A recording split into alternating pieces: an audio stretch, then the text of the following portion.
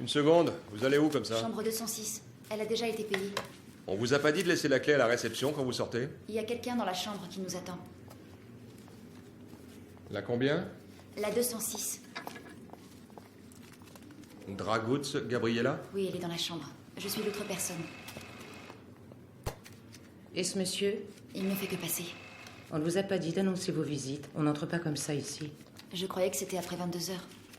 C'est ce que votre collègue a dit. C'est vous qui avez mal compris. Après 22 heures, si la personne reste, il faut régler une nuit de plus, mais quelle que soit l'heure, il faut l'annoncer. Une pièce d'identité. Je peux récupérer les nôtres? Réception? Non. Vous la récupérez en partant. Non, il faudra rappeler.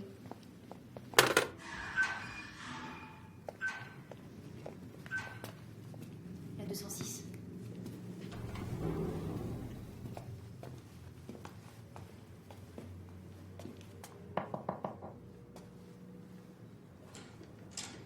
Gabita? C'est toi? Oui. Je suis avec Monsieur Bébé.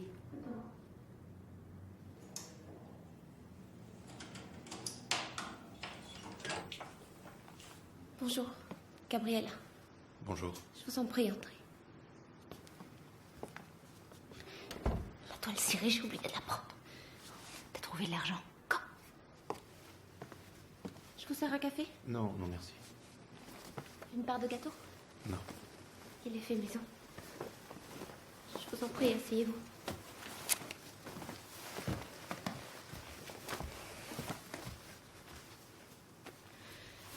Je suis contente que vous vous soyez trouvés. On avait peur que vous ne vous reconnaissiez pas. Mademoiselle, je crois que tout ça commence très mal. Je vous ai demandé deux choses au téléphone. De prendre une chambre soit à l'Oniria, soit au Moldova, et de venir personnellement au rendez-vous. Vous croyez que je vous ai demandé ça comme ça, pour rien? Non, non, j'ai compris ce que vous m'avez dit, mais ailleurs, on n'a pas trouvé de chambre. Je sais, votre sœur me l'a déjà dit. On aurait dû attendre jusqu'à ce que vous trouviez. Ils ont pris mes papiers à la réception. Je suis désolée. Qu'est-ce que vous voulez que ça me fasse? Moi, mes papiers sont en bas. Je voulais pas reporter la date, j'ai déjà attendu un peu trop. Vous en êtes à quel mois? Au 3e. C'est pas ce que vous m'aviez dit. Quand on s'est parlé, j'en étais au 2e. J'en suis au 3e maintenant. Vous êtes de quel groupe sanguin? A positif? Vous faites de l'hypotension? Non, non, Vous vous connaissez des allergies? non. Au poil de chat, si, mais rien du tout. Dans le cou, ça me donne quelques plaques. Vous allez l'anesthésier? J'y venais. Je vous demande ça parce que concrètement, je ne sais pas comment ça se passe. J'ai une amie qui, pareil, a subi une interruption et on l'a anesthésiée. Vous n'avez jamais avorté, vous? Que ce soit clair. Je ne fais pas de curetage, d'accord? Ce n'est pas ce qu'on s'est dit et ce n'est pas nécessaire. Si on arrive à s'entendre, je vous poserai une sonde qui provoquera l'avortement. Bien sûr. Ce n'est pas sans douleur. Ça saigne, il faut faire attention à l'hémorragie, mais c'est sans anesthésie. C'est pas assez douloureux pour une anesthésie. Et ici, c'est pas prévu pour. On n'endort pas les gens n'importe où, il faut faire ça à l'hôpital. Ce qui compte surtout, c'est que vous ne bougiez absolument pas tout le temps où vous aurez la sonde. Elle ne doit ni bouger ni se détacher. J'en poserai pas une autre. Je la pose une fois pour toutes, c'est clair? À quoi vous vous attendiez? Au téléphone, vous aviez l'air décidé. Je suis décidée. Mais quoi? C'est du sérieux, mademoiselle. Ça mène en prison ce qu'on est en train de faire. Vous et moi, on risque gros. Moi encore plus que vous. On peut pas prendre ça à la légère. Une fois que les choses sont lancées, on ne peut plus reculer. Si tout se passe normalement, après que j'aurai posé la sonde, vous saignerez et vous expulserez le fœtus. Mais là, faites extrêmement attention à ce que vous faites. Quelqu'un devra vous aider, car le risque avec l'hémorragie, c'est qu'elle soit abondante. Et si par malheur vous souillez la chambre, on aura tous des soucis. D'où l'utilité de la toile cirée. Je l'ai pas quand je suis partie, je l'ai oublié. Vous l'avez oublié. Prenez un sac en plastique, je sais pas moi. Et surtout, le plus important. Ne laissez entrer personne dans la chambre. Ni les employés de l'hôtel, personne. Fermez la porte à double tour. Combien de temps ça va prendre à votre avis? Je veux dire, après que vous aurez posé la sonde. Parce que là, on a pris la chambre pour 3 jours. Ça dépend. Ça dépend. Ça peut prendre 2 ou 3 heures ou 2 ou 3 jours selon la réaction du corps.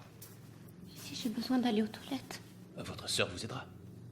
Comprenez bien qu'il est très important de ne pas bouger, sous aucun prétexte. Si la sonde tombe, on sera bien avancé. Je vous l'ai dit, je la pose qu'une fois. C'est pour ça aussi que je vous ai dit au téléphone que quelqu'un devait vous aider, une amie. Par contre, dès que vous sentirez arriver les premières contractions, quand ça commencera à saigner, l'affaire sera réglée. Mais jusqu'à ce moment-là, vous ne devez absolument pas bouger. Et gare aux infections. Moi, la sonde que je vais introduire, je la stérilise.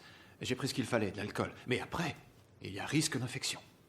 Surtout avec le sang. C'est très mauvais. Je vais vous laisser de l'ampicilline en traitement préventif. Vous en avez déjà pris? Oui. Mais est-ce qu'il y a risque de... Je veux dire, peut-il arriver qu'elle ne l'expulse pas? Bien sûr, tout peut arriver, mais il n'y a aucune raison. Pardon de vous demander ça, mais... Je préfère prévoir le pire. Si malheureusement elle s'évanouit, ou si elle a une poussée de fièvre, ou autre chose, si elle perd beaucoup de sang, qu'est-ce que je fais? J'appelle l'hôpital? Ou vous? Si vous appelez l'hôpital, déjà une chose est sûre, vous pouvez vous dire qu'on aura tous un pied en prison. Alors réfléchissez bien. Mais si vous décidez de le faire quand même, n'essayez pas de cacher la grossesse. Ils la verront tout de suite de toute façon. Dites-leur que vous avez vu quelque chose sortir, mais vous n'avez pas compris ce que c'était. Personne ne vous croira, mais c'est pas grave. Au moins, ils seront couverts. En tout cas, le mieux, ce serait de ne pas appeler l'hôpital. Comment sont vos règles d'habitude? Elles sont abondantes? Assez, oui. Allongez-vous, je vais vous ausculter.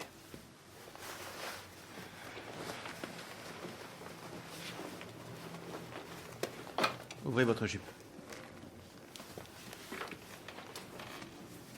Vous allez où?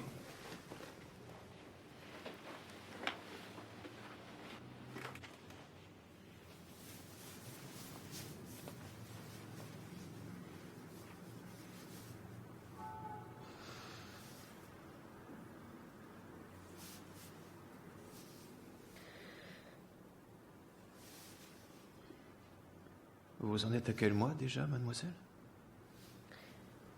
Au 3e. Je vous repose la question, essayez de vous concentrer. À quand remontent vos dernières règles? À décembre, normalement, j'aurais dû les avoir le 20. Vous auriez dû, mais vous ne les avez pas eues. Donc la dernière fois, c'était en novembre. Oui, je crois que c'est ça. Alors on va compter.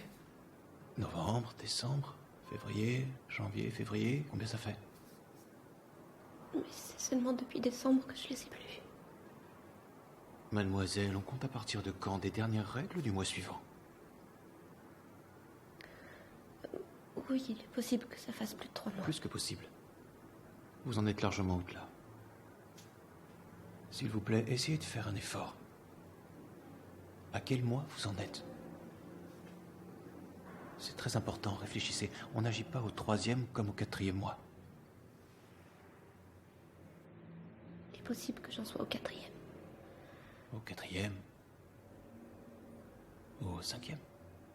Mademoiselle, on ne plaisante pas avec ces choses-là. Je peux pas en être au 5e, mais au 4e, c'est possible. J'ai toujours eu un cycle irrégulier. C'est fou comme vous prenez ça à la légère. C'est peut-être 4, peut-être 5. À partir du 4e mois, les choses sont différentes. C'est plus un avortement. C'est un meurtre. On risque de 5 à 10 ans. Vous le saviez, ça? Continuez de l'ignorer. Je vous assure, j'ai toujours eu un cycle irrégulier. Des fois, il faut que j'attende 2 mois et demi. Alors, je me suis pas inquiétée. Arrêtez, mademoiselle, s'il vous plaît. Je vous assure, il faut me croire. Non, je vous crois pas. Quand on a un cycle irrégulier, on va voir son médecin. Arrêtez vos salades.